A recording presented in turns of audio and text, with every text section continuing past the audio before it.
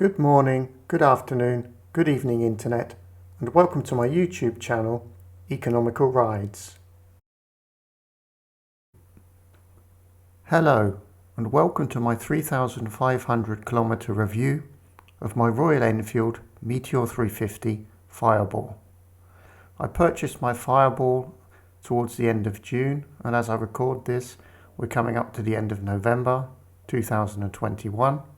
So basically, I've been running the bike now for about 5 months, and I thought it was time to give you a general overview of my experiences as an owner of a Meteor 350.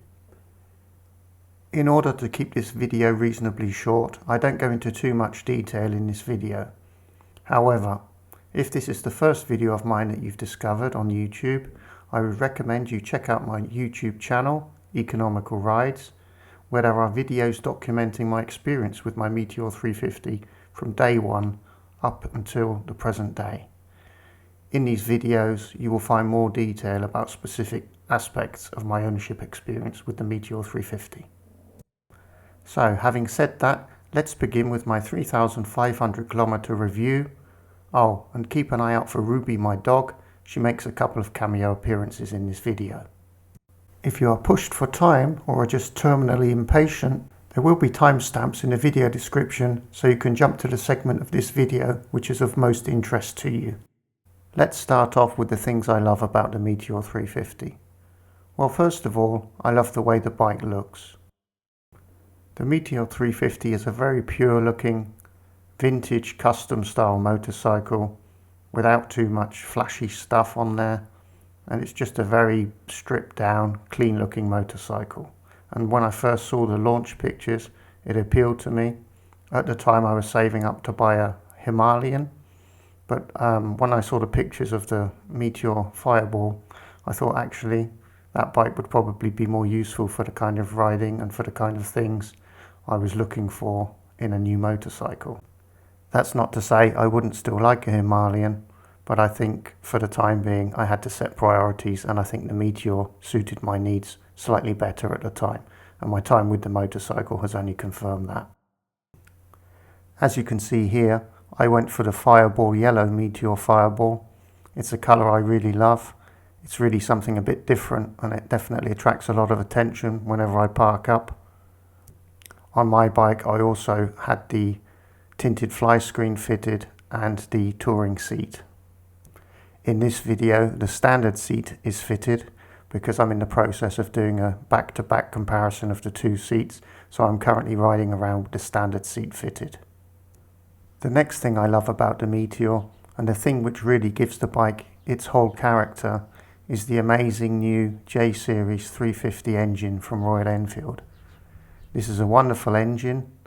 It has a nice long stroke character, and somehow from 350 cc's they've managed to generate a really pleasing thump. I've had plenty of comments from people saying they couldn't believe it was a 350. It sounded like a much larger bike when they heard me coming. So here's a brief example of what the motor sounds like on startup, tick over, and with a few revs.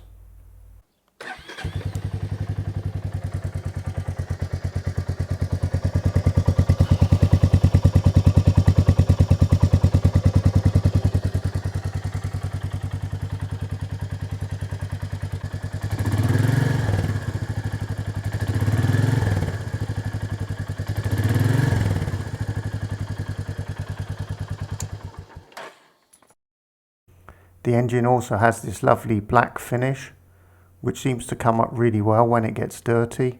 With plenty of water and a little bit of rubbing, it comes up very clean and shiny again. I did actually have my bike totally filthy one time, and I was amazed that I was actually able to get the engine looking this clean again. The engine is very reminiscent of the classic Bullets. It's just a lot smoother because it has a balancer shaft, and also it's a lot more mechanically quiet. The lazy, relaxed nature of this engine, which really doesn't cry out for more revs, encourages a really relaxing riding style. It slows you down nicely. You just sit back, relax, listen to the engine purr, and enjoy the scenery. For me, this wonderful engine really is the part of the bike which gives it its whole character. This bike with another engine would be a totally different proposition, in my opinion. Another thing I love about the Meteor 350 is the low seat height. I have a 30-inch inside leg, and as you can see here, I can pretty much get my foot flat on the floor.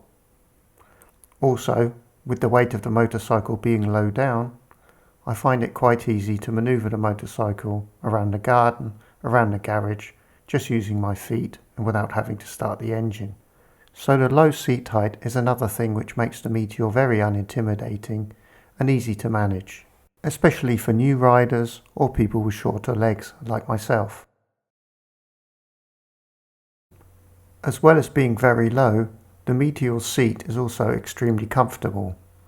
As I mentioned earlier, I currently have the standard seat fitted, but I originally bought the bike with the touring seat.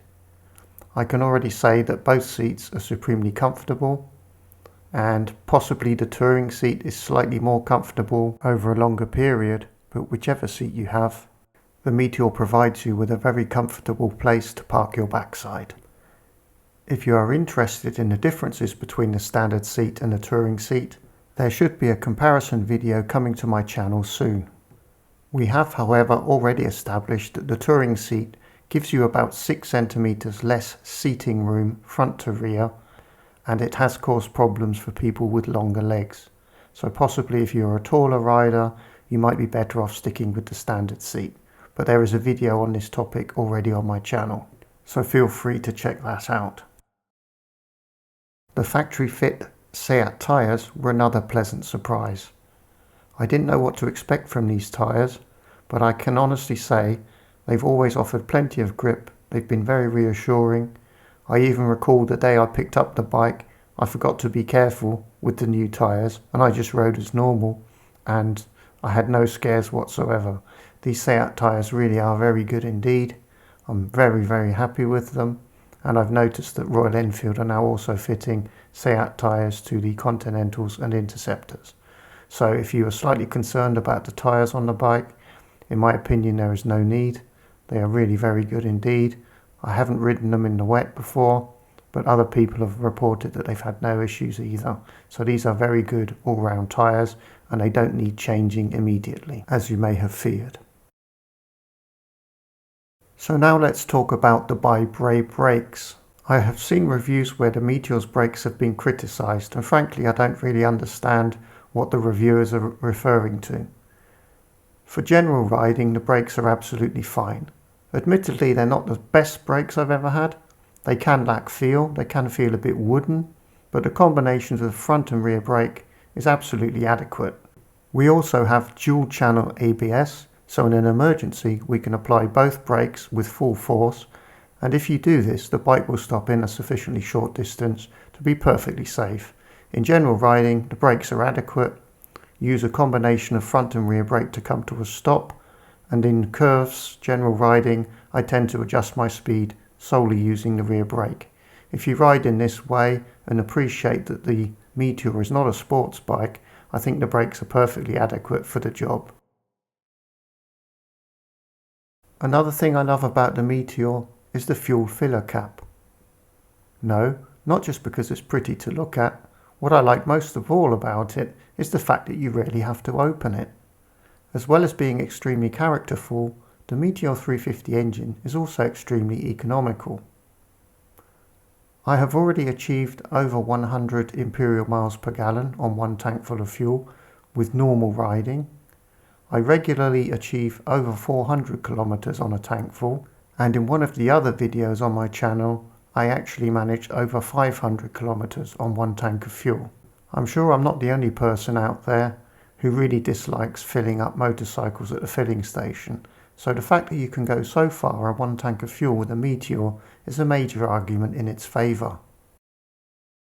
Another great thing about the Meteor is its very precise gearbox, mated to a very light clutch, mated to a heel and toe shifter, which is a pleasure to use.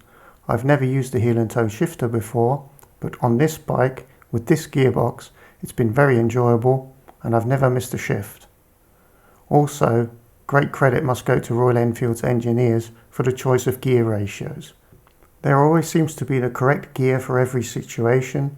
You never find yourself between gears, You never have to rev the engine too hard in one gear because it won't carry the next gear.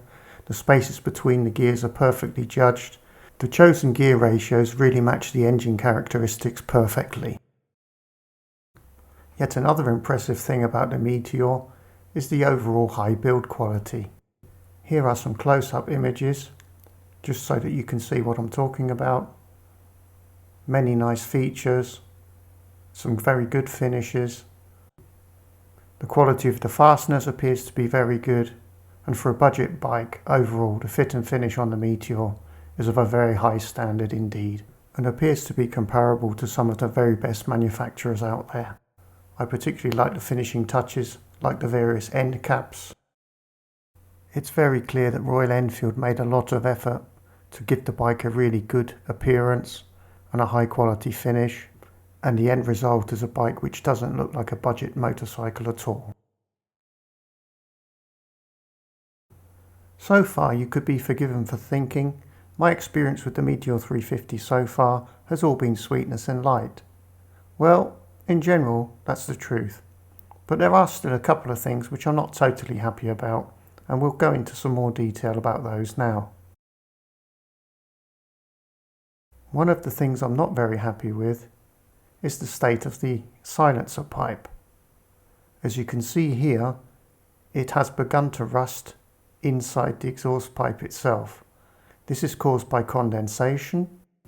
I haven't ridden a bike in the wet, so this is the kind of corrosion you would get on a bike that's only ever been ridden in the dry after 3,500 kilometers. Underneath the exhaust there is a drain hole, and the condensation is supposed to leave via this drain hole. It would appear that in my case the condensation stays in the exhaust for a relatively long time, but as you can see here, the drain hole itself is also slightly rusted. This isn't really a major problem, but it's aesthetically a little bit challenging, and I'm not really happy to see a bike with so few kilometers that's never been ridden in the wet already demonstrating signs of rust, even if it is only mainly inside the silencer itself. Another thing I'm slightly disappointed by is the Tripper navigation pod, or to be more accurate, the Tripper navigation app for iOS. Now please bear in mind I am recording this video at the end of November 2021, so all of my comments regarding the iOS app are based on the current version available at that time. I've also no idea about the current state of the Android app, so I can't comment on that either. I've discovered two major problems with the current version of the iOS app, which combine to mean that I cannot use the Tripper pod at all, and if I'm navigating, I tend to use Google Maps on my smartphone attached to the handlebar. The first problem is that currently you can only set a waypoint by town name or street name. You don't have the option of dropping a pin on the map to use as a waypoint. Having to navigate by town or street names is pretty useless if you're just planning a route for a Sunday ride out. What you'd like to be able to do is to drop a pin on one twisty road, drop a pin on another twisty road, drop a pin on another twisty road, and then tell the Tripper app to come up with a route that takes in all three of those lovely roads and brings you back home. This is currently not possible. An even more pressing issue is the fact that the Tripper app freezes as soon as your mobile phone loses internet coverage. When this happens, you are forced to quit the app, restart the app, reconnect the app to the Tripper pod, re-enter your route, restart your route. Now this is not really practical. You can lose internet coverage, for instance, when you drive through a tunnel, and when you get to the other side of the tunnel you will be faced with a situation of quitting the app, restarting the app, reconnecting the app, restarting your route. But it can also happen when you're in a rural area. You may lose cell phone coverage for a second or two, and just this 1 or 2 seconds is enough for the app to just freeze up and display the message, no internet connection. And this really needs to be changed. The app should be able to recognize that the connection is there again and re-establish the connection and continue the navigation without having to start the whole process from scratch. As it is, the app is not useful to me, so I do prefer to navigate using Google Maps on my smartphone. It's a great shame because the Tripper pod's a great idea, but currently the app doesn't make the best use of it, and the app makes the whole thing quite impractical. I believe the current version of the app in the Indian App Store does allow you to drop pins as waypoints on your route, and also allows you to share your planned route with your friends. I don't know why we're still waiting in Europe, well, at least in the Spanish App Store this is the case, but we desperately need this functionality. So whilst not a problem with the Meteor or the Tripper pod directly, we desperately need an update of the Tripper app for iOS in Europe and probably in the rest of the world. Only then can we start making full use of the Tripper navigation pod. So now let's just talk about my experience a bit more in general terms. Overall, I'm delighted with my purchase. The Meteor has proven to be an excellent motorcycle. I love riding it. I love pretty much everything about it, apart from a couple of points I've mentioned in this video. Mechanically, it's been absolutely perfect. I've not had any issues whatsoever. It's not been back to the dealer for anything other than the first service at 500 kilometers. I've adjusted the chain once, just checked the tyre pressures occasionally, and other than that, put fuel in the bike and ridden it. I really have enjoyed my first 3,500 kilometers with the bike, and overall I highly recommend it. To get the most from this bike, you just need to slow down, shift up through the gears nice and early, and just get into a nice relaxed cruise at 70 or 80 kilometers per hour, depending upon the road. The top speed of my Meteor is just over 120 kilometers per hour according to the speedo, at which point a limiter seems to kick in. I've taken the bike on an extended motorway run, a couple of hours at a time, and I was able to cruise at 90 to 100 kilometers per hour without any issues. I was even able to climb quite severe gradients in 5th gear without any issues, without losing any road speed. So overall, the Meteor can do everything I need, and it does it with aplomb. If you want to know more about my motorway experiences with the Meteor, check out my other video, Granada or Bust. So who exactly is the Meteor for? Actually, I think the Meteor is for all riders. New riders will appreciate the low seat height and general friendly character of the motorcycle. The Meteor is so easy to ride and confidence inspiring at the same time. Returning riders will also appreciate these factors, and I think for a lot of people the Meteor would make an excellent second bike. If you have a larger, more unwieldy motorcycle in the garage, sometimes you may think it's not worth the hassle of wheeling it out just for a quick blast on a Sunday. In such a situation, it would be perfect to have a Meteor there. It's easy to wheel out, jump on, go for a ride for an hour, bring it back, put it in the garage, and whilst you're not using it, because of its low purchase price, it's not going to be depreciating terribly either. I think if you have the right roads close to where you live, the Meteor would be an absolutely perfect second motorcycle. If you're looking for economical transport for your daily commute, and it doesn't involve too much highway work, the Meteor would also be an excellent choice. The fuel economy makes it very cheap to run, and your trip to work should be both relaxing and enjoyable. Well, I think that covers just about everything I wanted to say about my first 3,500 kilometers with my Meteor. If you have any questions which I haven't covered in this video, please feel free to post them in the comments section and I will get back to you. Also, as I mentioned earlier, some of my other videos do go into more detail about certain aspects of the bike. Here are my conclusions after 3,500 kilometers.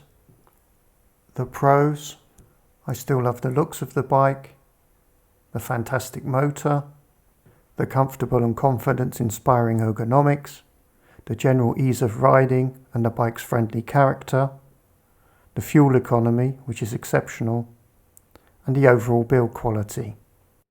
For the cons: the slight corrosion on the inside of my silencer, and the Tripper app for iOS desperately needs an update, which hopefully will be forthcoming soon.